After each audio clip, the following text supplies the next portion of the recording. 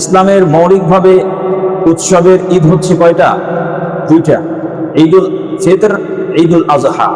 এর বাহিরে জুমার দিনকে, আরাফার দিন, আইয়ামে তাশরিকের দিন, এগুলোকেও ঈদ বলা হয়েছে হাদিসে, শ্রেষ্ঠত্বের ভিত্তিতে, মর্যাদার কারণ। কিন্তু মৌলিকভাবে ঈদ হচ্ছে দুইটা।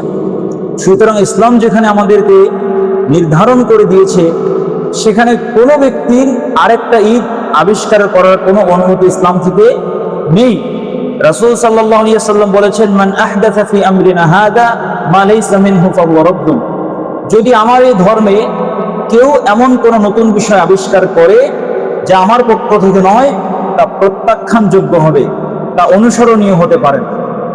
সুতরাং 12ই রবিউল আউয়াল মাসকে, মানে 12ই রবিউল আউয়ালকে একটা ঈদ হিসেবে নাম দেওয়া, এটা শরীয়ত সম্মত নয়। হ্যাঁ, রাসূল সাল্লাল্লাহু আলাইহি ওয়াসাল্লাম এসেছেন, আপনি যদি ধরেও নেন, এই দিন আপনি একটু আনন্দ করতেই পারেন, মানসিকভাবে একটা প্রশান্তি লাভ করবেন, আল্লাহর কাছে শুকরিয়া আদায় করবেন।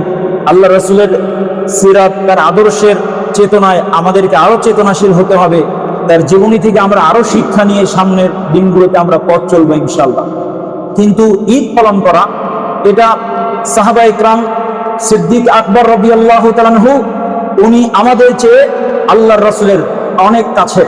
ওমর ইবনুল খাত্তাব রাদিয়াল্লাহু তাআলা আনহু আমাদের চেয়ে রাসূলের অনেক কাছের মানুষ ছিলেন।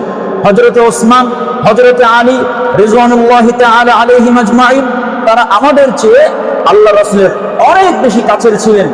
আমাদের চেয়ে তারা আল্লাহর রাসূলকে অনেক বেশি ভালোবাসতেন। যেহেতু তারা কখনো এই দিনকে ঈদ হিসেবে পালন করেন নাই, এই জন্য আমরাও এই দিনকে ঈদ হিসেবে পালন করতে পারি না।